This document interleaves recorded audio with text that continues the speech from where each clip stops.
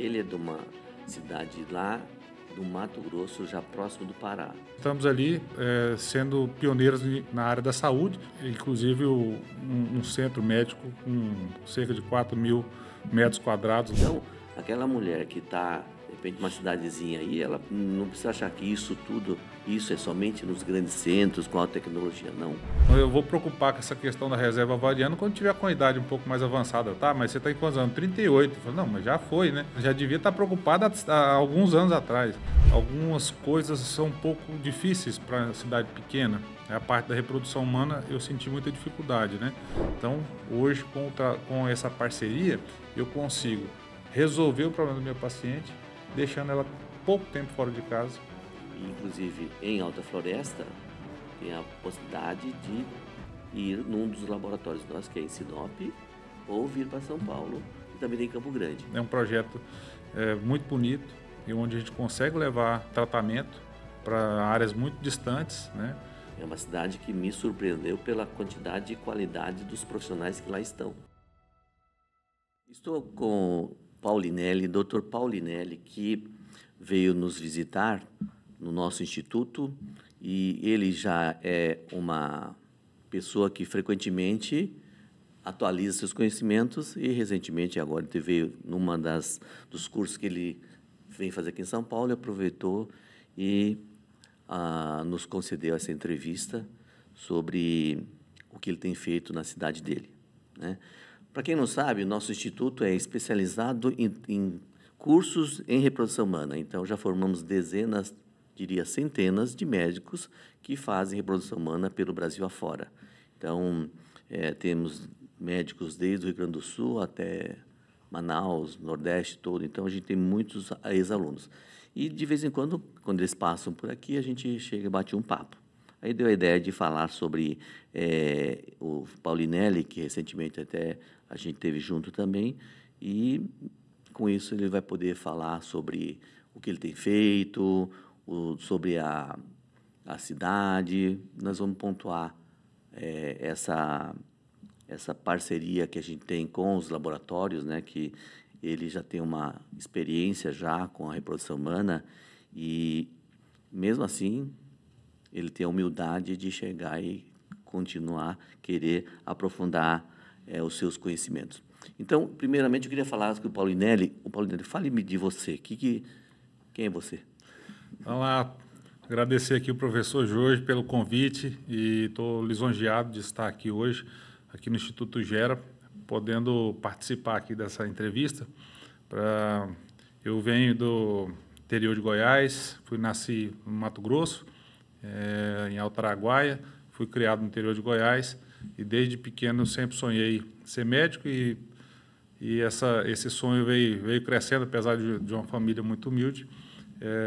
Consegui estudar e fazer faculdade de medicina na Universidade Federal de Mato Grosso, onde também fiz a residência médica em ginecologia e obstetrícia, foi minha formação básica ali. A partir disso, eu comecei a atuar já na cidade de Alta Floresta, no norte do Mato Grosso, quando eu passei num concurso e fui para aquela região, e onde estou lá, felizmente, há 14 anos, muito feliz com a nossa cidade, a cidade que eu tenho no coração, e uma região muito próspera. A gente vê que nós estamos melhorando cada dia mais a nossa região, nossa cidade, e em todos os aspectos. E eu fico muito feliz de fazer parte disso, de poder fazer parte, levar conhecimento, levar atualização para aquela população que é tão longe, fica tão longe, mas que hoje está tão perto aí de tecnologias e conhecimentos que giram nos grandes centros, né? As pessoas não têm muita noção, né? Aqui em São Paulo a gente fala que 30 quilômetros, é longe. Lá no Mato Grosso não é tão assim, né? O pessoal está pertinho, né? Dá um pulinho, né? Qual que é a distância lá da sua cidade até a capital, Cuiabá? Então, hoje nós estamos assim, é uma região que minha cidade tem mais ou menos em torno aí de uns 70 mil habitantes, e uma região que drena ali mais ou menos 200 mil habitantes. E a gente vê que o Mato Grosso está crescendo muito e está tendo integração, mas é uma região ainda muito distante. Nós ficamos a 850 quilômetros da capital e da cidade, num centro maior ali, Sinop, fica em torno de 350 quilômetros.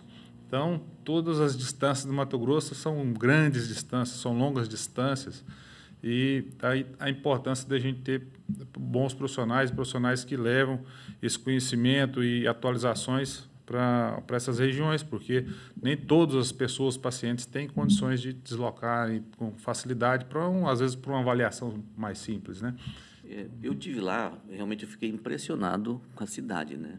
Você falou que tem 70 mil habitantes, achei que 70 mil habitantes é uma cidade pequena, mas eu fiquei encantado, impressionado com nível econômico, as cidades, casas bacanas, restaurantes bacanas, né? É uma cidade que realmente é muito farta em progresso, vamos dizer assim, né? E fale-me de lá, o que gira? Eu sou muito suspeito de falar, porque eu sou muito empolgado com a minha cidade, né? Alta Floresta, eu sou empolgado com essa cidade, porque eu cheguei há 14 anos lá e eu tenho visto assim, um desenvolvimento muito rápido, né? A gente tem acontecido, a cidade tem desenvolvido, talvez por essa busca aqui dos grandes centros de interiorização, de busca de novos negócios. Muitas empresas estão interiorizando e o desenvolvimento do agronegócio, né? Então, a gente vê que esse agronegócio está cada dia mais forte na nossa região, a agricultura chegou forte, vem substituindo a pecuária, que, em parte, né, porque a pecuária lá é muito forte também, mas a agricultura, a gente vê que gera mais emprego, gera muito dividendo para a região e agora com novos caminhos ali que vêm, estradas pavimentadas, melhores escoamento de produção, a gente vai crescer essa região cada vez mais, né? E nós estamos ali sendo pioneiros na área da saúde, uma vez que a gente vem desenvolvendo vários projetos na área da saúde, inclusive um centro médico com cerca de 4 mil metros quadrados lá, que é o nosso Aquarela Saúde, um grande centro médico, e que nós vamos ter várias especialidades presentes ali, tecnologias, equipamentos modernos de exames, né, e tecnologia de laboratório muito moderna, e que a gente possa servir essa população, né, para que a gente possa resolver os pequenos problemas e os maiores que a gente consiga, pelo menos, encaminhar muito bem, né? Então, quando eu falei, fiquei impressionado com as casas, mas e também com a quantidade de especialistas, né? Você vê várias clínicas, assim, bem bacanas, assim, a fachada super bem feita, arquitetura moderna, fiquei realmente muito impressionado. Aí, quando fui visitar o seu serviço, aí que eu fiquei mais assim, porque 4 mil metros de área construída, uma coisa... Falei, caramba, isso aqui parece um shopping. A ideia inicial foi bem essa mesmo, de imitar um shopping ali e que o paciente se sinta, perca um pouco aquele ambiente, né, fechado de consultório de hospital, né? Porque o paciente muitas vezes está precisando de uma ajuda ali, está precisando de um atendimento, ele já é um lugar meio hostil, né, ao consultório médico. Então, a gente quis fazer um ambiente mais aconchegante e agradável ali, que o paciente se sinta um pouco menos nervoso, né, naquele ambiente, porque muitas vezes a pressão até sobe, né, quando vai para a consulta médica, né? Eu achei bacana que o Paulinho é o seguinte, ele tem uma formação diferenciada, imagina, estudar numa federal, escola de medicina federal, que realmente já mostra que você deve ter estudado um pouquinho, passar na federal, né? E depois fazer residência e tal. Aí depois você fez algumas especialidades e chegou... Então, fale um pouquinho assim, no que você faz e por que você resolveu fazer reprodução humana? Então, desde da residência médica, era uma área que eu já sempre namorei muito, a reprodução humana. E quando eu fui para a Alta Floresta, a gente teve uma grande dificuldade de evoluir muito nessa área, né? Apesar de ter estudado muito, é uma área que eu sempre estudei muito, mas algumas coisas são um pouco difíceis para a cidade pequena. A parte da reprodução humana eu senti muita dificuldade, né? Então, desde exames, de qualidade de exame, e aprofundar, né, nos tratamentos da infertilidade foi um fator dificultador para a gente, né? Então, eu acabei... sempre tive muito atendimento nessa área, sempre atendi muitos casos de reprodução humana, iniciei os tratamentos ali, fiz vários tratamentos ali com coito programado, que é a primeira linha ali de tratamento, né, o mais simples aí na área da infertilidade, e que nem sempre, quase sempre não é muito bom, né, porque o resultado são insatisfatórios, infelizmente, mas são tratamentos mais simples que a gente conseguia fazer ali. Então, desde quando cheguei, sempre fiz esses tratamentos e acabei observando também que muitos casos, por exemplo, relacionados à infertilidade, a gente tinha muitos problemas nutricionais, né? Muita obesidade, muito ovário policístico, muitas mulheres com ovário policístico, e que esses problemas nutricionais a gente percebia que interferia diretamente ali, poderia estar relacionado também a algumas causas de infertilidade, né? Que a gente sabe essa relação de obesidade e síndrome do ovário policístico, por exemplo, é muito forte, né? Só um dos exemplos. Então, eu acabei evoluindo aí para a área da nutrologia. Fui estudar nutrologia, aí fiz mais 3 pós-graduações nessa área e tirei a prova de título de nutrólogo. E hoje atuo também como nutrólogo lá.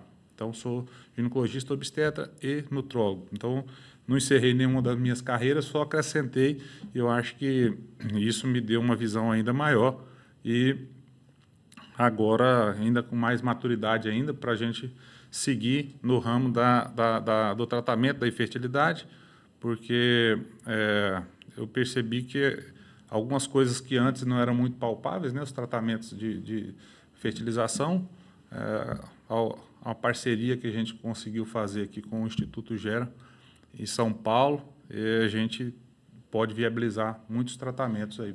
Eu acho bacana esse negócio de você ter feito essa parte clínica primeiro, porque, para quem não sabe, né, a gente consegue resolver muitos casos de produção humana somente com a história, exame físico bem feitos e alguns exames básicos a gente consegue fazer o diagnóstico, talvez avançando um pouquinho mais. Mas com isso, somente essa propedêutica mais básica, a gente já consegue resolver muita coisa.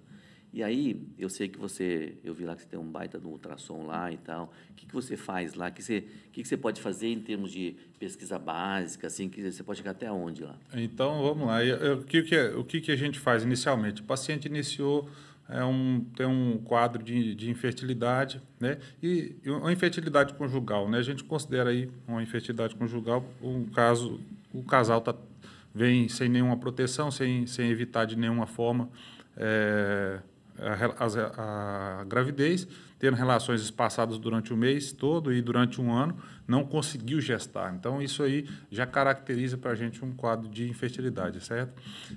Esses casos, eles já devem ser investigados, né? E dependendo da idade do paciente, não aguardar nem tanto tempo, a gente tem que investigar antes. E eu recebo essa paciente, atendo ela, faço uma avaliação minuciosa do quadro dela e nós vamos fazer uma pesquisa laboratorial, avaliação hormonal, avaliação da capacidade ovulatória dessa paciente, né? Quanto de reserva ovariana essa paciente tem, né? Quais são as possíveis causas dessa infertilidade, né? Será que pode ser uma obstrução tubária? Será que pode ser um pólipo, um mioma? Então, hoje nós dispomos ali. Então, a primeira linha é o exame físico que a gente tem que avaliar, né? Muitos casos a gente consegue, já identificamos ali casos de útero de Delfo, né? Que são úteros duplicados, né? No exame físico mesmo, avaliação de pólipo, né? Que a gente faz um exame especular ali, você avalia um pólipo pelo colo do útero, você já vê que o paciente tem um pólipo, pode estar relacionado a um caso de infertilidade, uma infecção que a gente faz ali, uma avaliação clínica básica, a gente já observa que isso também pode estar relacionado. Então, o exame físico inicial e, na sequência, exames laboratoriais minuciosos, a gente acrescenta muito na investigação. Eu também faço ultrassom transvaginal ali, que nós avaliamos, então, a presença de pólipos, suspeitas de pólipos endometriais, miomas, né, que também podem atrapalhar a fertilidade. E fazemos também lá a esteroscopia diagnóstica, quando necessário, para avaliar a cavidade uterina, avaliar a presença de pólipos ou não, de miomas submucosos, que também podem atrapalhar a fertilidade, né? Então, a investigação, e aí tem, junto com isso, eu também faço a investigação básica masculina ali para ver a avaliação espermática, quantidade de espermatozoides, tudo, para a gente ver se pode ser uma causa. A gente sabe que quase a metade dos casos aí de infertilidade está relacionado também à infertilidade masculina, né? Você não falou, mas você faz estereoscopia também, né? Eu faço estereoscopia também, né? Porque aqui a história é longa, então...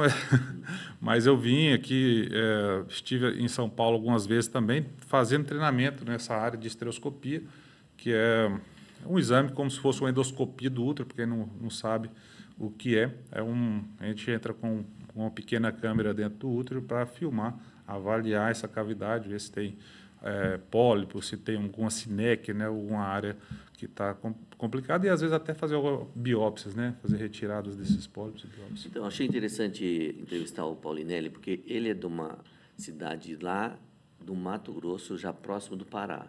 Então, nesse Brasil continental, a gente sabe que a população é diferente. A população de lá talvez diferente do Sul, talvez diferente de São Paulo.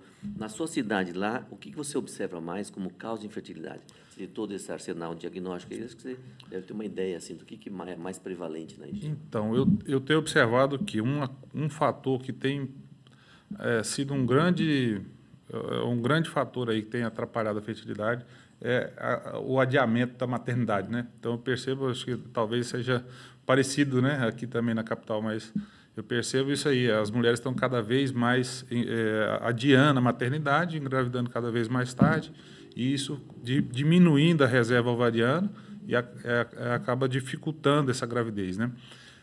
Outra causa que eu vejo muito são os casos de síndrome de ovário policístico, por exemplo, que está muito atrelado à obesidade, o estilo de vida, dieta ruim, falta de atividade física, né?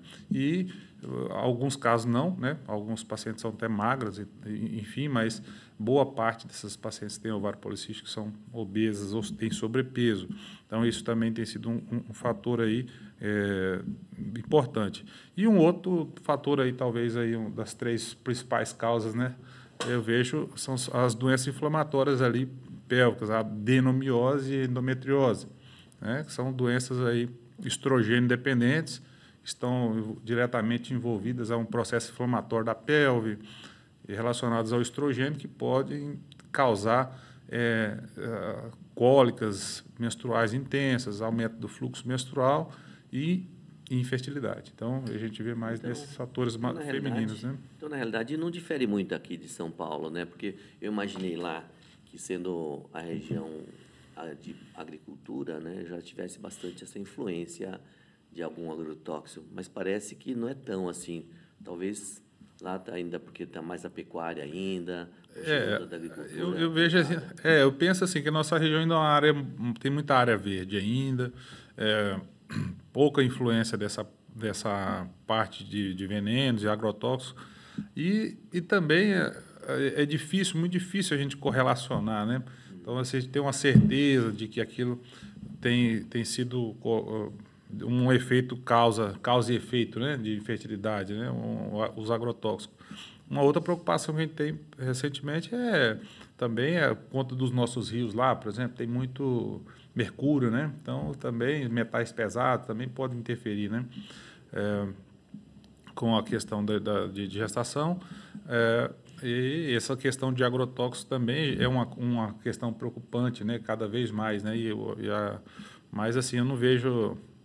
ainda falta aí para a gente, pelo menos no meu conhecimento, aí coisas mais robustas para a gente pesquisar, né? Até o paciente querem saber sobre isso, né? Como que eu posso investigar se eu não estou intoxicado, né? E a gente tem uma grande dificuldade nisso, né? De fazer essa investigação. Acho que uma coisa importante que você falou agora há pouco, né?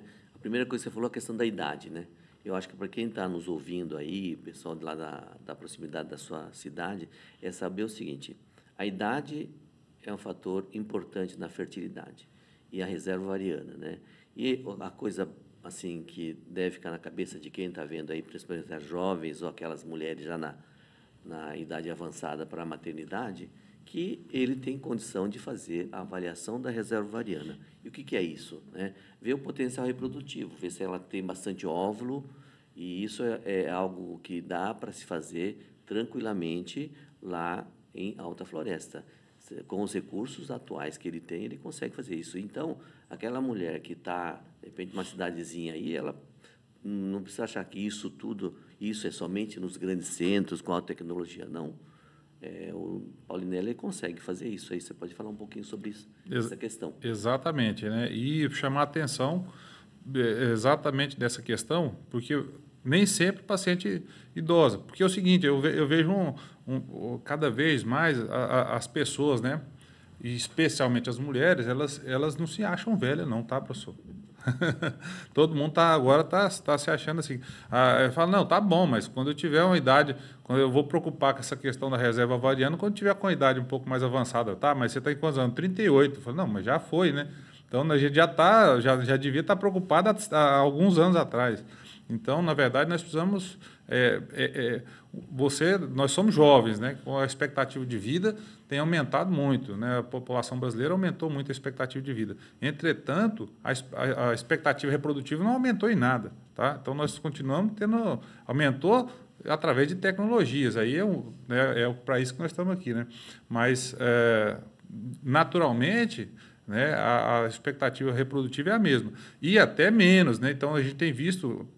Eu tenho acompanhado alguns casos até de menopausa precoce, cada vez mais. Então, a mulher, às vezes, está com 30 anos e fala, agora que eu estou estudando, não posso ainda engravidar, né? Então, talvez seja o momento ali de fazer pelo menos um mínimo, uma avaliação de reserva ovariana, né? Isso a gente consegue fazer lá em Alta Floresta tranquilamente, né? A gente faz contagem folicular, a gente faz as dosagens hormonais necessárias e podemos fazer essa avaliação. Então, por que não fazer, né? Então, o paciente vai lá, faz colhe preventivo todo ano e acaba não fazendo, às vezes, uma avaliação mínima de uma reserva ovariana e, às vezes, já está com uma baixa reserva, já devia estar preocupado com isso, né? Então, o que você falou é de uma importância crucial. Eu tenho dado várias aulas sobre preservação da fertilidade. Aí tem aquele debate, né? Quando que a mulher deve avaliar a reserva ovariana, né? Tem gente que fala 35 anos ou mais, né? Aí talvez já tenha até passado. Aí o Paulinelli lembrou uma coisa, tem menopausa precoce. Então, na minha opinião, se a mulher ela tem vontade de ter filho no futuro, ela tem que fazer a avaliação da reserva ovariana. Por quê? Às vezes, mulher de 20 e poucos anos, ela já não tem mais óvulos, né? Tem mulher que está tomando pílula anticoncepcional, ela não sabe que não precisa nem estar tomando pílula anticoncepcional, porque já não tem mais óvulos. Então, isso é algo que você deve falar para o seu ginecologista, se você tem vontade, vai falar com o seu ginecologista, que ele, às vezes, com um simples ultrassom, ele vai dar uma ideia se você tem bastante ou pouco. Então, não importa se você tem 30, 32 anos, ou às vezes menos, até menos que 30 anos de idade, você tem que fazer uma avaliação da reserva ovariana se você tem esse sonho. Tem mulher que isso não é importante, mas pensar que, não, eu sou nova, ou que eu preciso me formar, ou que... Não, se você acha que é importante, esse alerta é muito importante. Se você acha que a maternidade é algo relevante na sua vida, procure seu ginecologista e faça uma avaliação da reserva ovariana. Isso pelo Brasil afora, tem vários ginecologistas que conseguem fazer esta avaliação. Agora, uma vez que você está lá, você faz sua pesquisa, você descobre, você consegue tratar, uma coisa importante também. O ginecologista, ele consegue fazer boa parte dos tratamentos clínicos. A mulher, às vezes, ela é obesa, trata, ela engravida. Então, ela não está ovulando, o ginecologista trata, ela engravida. Agora, tem algumas situações que aí é complicado, né? Aí não dá para fazer porque você precisa de recursos. Quando é que você precisa de uma retaguarda, de um suporte de tecnologia? Então, né, resumindo, de forma resumida, né, eu vejo assim 3 grandes casos aí que a gente vai ter invariavelmente voltar e cair na situação de um tratamento mais específico para a infertilidade, né? Obstrução tubária. Então, a gente vê muito por conta, já consequências, às vezes, da endometriose. Então, o paciente já vem ali com inflamação, dor pélvica crônica, vai lá, quando vai fazer exame, já está lá com obstrução tubária. Então, essa paciente não tem outro recurso, ela tem que ir para a fertilização. E eu vejo aí muitas pacientes, muitas mulheres adiando essa busca, né, como se fosse infinito. Não, esse ano eu não posso, não, vou viajar, depois o ano que vem eu vejo. Está com 38 para 39, então a coisa vai andando. Então eu sempre chamo a atenção, falo, nós precisamos pensar nisso logo. Então o paciente tem obstrução tubária, vamos ter que fazer um tratamento mais específico, uma fertilização. O paciente, o fator masculino muito importante, baixa contagem espermática também, é um fator aí que raramente, muitas vezes, raramente a gente consegue reverter ao ponto de ficar bom para o paciente conseguir engravidar espontaneamente, né? Então, se o paciente é uma causa que não tem como ser revertida ali, na parte urológica, né, também já é uma indicação, né? E outra questão também, pacientes aí que sem causa aparente, né? Infertilidade sem causa aparente, você já está com o paciente ali já com a idade um pouco avançada, a gente já pensa também em encurtar esse caminho e ir direto para a fertilização, que é um tratamento mais eficaz, né? Que nós vamos ter um resultado, mais robusto, né, na quantidade de Você falou uma coisa que é assim, uma idade que é o limite, né? Quando a paciente chega a 38 anos, para quem não sabe, né, ela procura o tratamento. Aí, geralmente, 38 anos ou mais acaba sendo a fertilização in vitro ou tratamento de escolha. Logicamente, lá na sua região não conta com a fertilização in vitro local, por isso tem a parceria. Às vezes você pode prosseguir um pouquinho mais. Mas tem trabalho mostrando hoje que se a paciente tem 38 anos ou mais, né, não adianta fazer inseminação intrauterina, que é colocar o espermatozoide dentro do útero, porque se você fizer três inseminações intrauterinas, dá basicamente o preço de uma fertilização in vitro e você vai perdendo alguns meses aí para fazer essas 3 inseminações. Então você precisa de ter uma boa avaliação, algum médico que saiba os critérios, mas chega um momento que não tem saída. Você vai ter que recorrer à fertilização in vitro. Aí daí que surgiu essa possibilidade cada vez maior que a gente tem estimulado, né? Que a gente de fazer essas parcerias, né? E, inclusive, em Alta Floresta, tem a possibilidade de ir num dos laboratórios nossos, que é em Sinop, ou vir para São Paulo, e também tem em Campo Grande. Agora, como é que você pensa que haveria essa possibilidade de você fazer essa parceria? O que você faria lá? O que você tem feito, né? Como que você conduz esses casos de alta complexidade? Isso. Então, a gente primeiro identifica essa paciente, avalia, faz todos os exames iniciais lá. Então, a porta de entrada lá comigo, lá na clínica Mami Baby, nós vamos fazer a primeira avaliação do paciente, avaliar, fazer esse diagnóstico, né? E traçar o melhor tratamento para ela. Se a gente encontra e analisa junto que vai ser o melhor tratamento a fertilização, então nós vamos partir de um novo ponto onde nós vamos encaminhar essa paciente para fazer uma consulta online aqui com um profissional já bem renomado, aqui, ou o professor Jorge, outros médicos do grupo, que possam fazer o atendimento dessa paciente e que vai fazer traçar, né, a estratégia melhor para ela, né? Nós vamos mandar todos os dados, todos os detalhes do que nós já fizemos para esse profissional, ele vai fazer essa avaliação e vai iniciar o protocolo de tratamento. Esse protocolo vai ser iniciado em Alta Floresta ainda, nós vamos iniciar lá na nossa clínica, lá na Mami Baby, vamos fazer acompanhamento, que basicamente o tratamento a FIV, né? Nós precisamos aí fazer uma indução de vários óvulos, tem que fazer um estímulo para crescer vários óvulos, e esse estímulo, nós vamos iniciar esse estímulo lá, depois de já ter feito toda essa triagem da paciente. E a paciente, no momento ali da captação do óvulo e o término do tratamento, ela vai ter essa opção, então, ou vir para São Paulo, né, para estar aqui no laboratório aqui de referência nacional, né, ou ir até Sinop, que é mais próximo ali, tem um laboratório de alta qualidade também, e um pouco mais próximo, então vai ficar a critério dessa paciente. Então, esse seria o desenho aí que a gente tem hoje para esses tratamentos de alta complexidade. Então, que isso agrega para o paciente, né? Por que não vem direto aqui? Então, vou lá com esse doutor Jorge, ele é o famoso, já vou começar tudo lá, já vou consultar com ele, já vou resolver tudo lá. O que isso vai dificultar para o paciente? Ele vai ter que ficar um mês aqui, né? Pelo menos, para fazer tudo isso e ficar fora de casa, a gente sabe que é muito difícil, né? Então, hoje, com essa parceria, eu consigo resolver o problema do meu paciente, deixando ela pouco tempo fora de casa, né?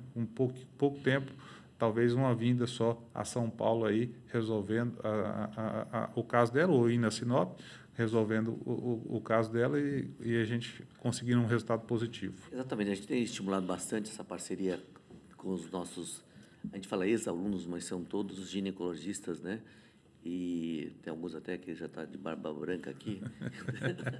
Então, fala ex-aluno, o pessoal pensa, é um aprendiz. Não, são profissionais já capacitados, tem mais de 12 anos de experiência aí, já de especialista em ginecologia. Então, como que a gente tem feito, né? Ele faz a estimulação ovariana, porque ele tem ultrassom, ele sabe fazer a contagem folículo-antral, o crescimento, faz tudo isso lá. Depois, a paciente, ela escolhe se vai para Sinop ou vem para São Paulo. Então, ela acaba ficando muito pouco tempo aqui. E aqui em São Paulo tem a vantagem que tem um dos nossos laboratórios aqui, a paciente pode ficar hospedada no próprio prédio. Então, no máximo que ela pode pegar é um congestionamento do elevador, porque ela chega rapidinho. Já tem, não dá para chegar atrasado no procedimento, né? Então, isso tem sido muito bom para todo mundo. É bom para a paciente porque ela fica menos tempo, ou aqui outras cidades que onde tem a reprodução assistida.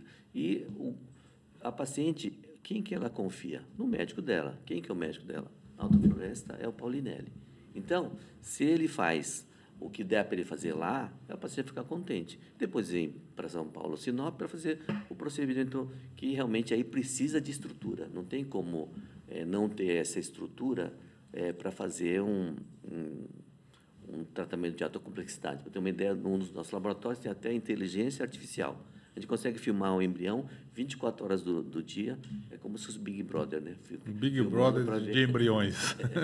Então, isso não dá para fazer em um centro pequeno, né? Então, por isso que essa ideia da gente ter essas parcerias pelo Brasil afora, em cidades como a Alta Floresta, que é um polo bacana lá de saúde, como falei anteriormente, é uma cidade que me surpreendeu pela quantidade e qualidade dos profissionais que lá estão. E essa conexão, eu acho que ajuda bastante as pacientes. É uma questão até, né, professor, que alguns pacientes me perguntaram, né, quando é que você vai fazer aqui vai montar um laboratório, vai montar toda a reprodução aqui, né? Quando é que vai fazer isso, né? E eu peço até desculpa para os nossos pacientes, né? Não é por falta de vontade de investir, falta de coragem, porque nós somos bem corajosos até, né? Bem agressivos lá para poder fazer crescer essa área, mas essa área da reprodução, do laboratório especificamente, demanda uma mão de obra muito especializada e demanda uma grande quantidade de pacientes que hoje a nossa região ainda não comporta. Tá? Eu espero que muito em breve a gente esteja aqui novamente daqui a alguns anos, aí, em poucos anos, refazendo a fala e inaugurando aí talvez uma unidade lá, mas isso depende do crescimento da região e depende do crescimento da quantidade de pacientes que a gente consegue atender, né? Então, esse aí, realmente, hoje, para levar uma tecnologia dessa que tem hoje aqui em São Paulo, né, com equipamento com inteligência artificial para você avaliar embrião, você hoje não precisa tirar a plaquinha para avaliar o embrião lá no microscópio a cada tantas horas, para você lá dentro você consegue, sem tirar ele da estufa. Então, isso é fantástico, né? Eu acho bacana isso. E eu ajudo bastante, encorajo as pessoas que têm condição de fazer um centro, né? E vários dos nossos ex-alunos, mais de 20, 30 ex-alunos, nós fizeram laboratório de reprodução humana.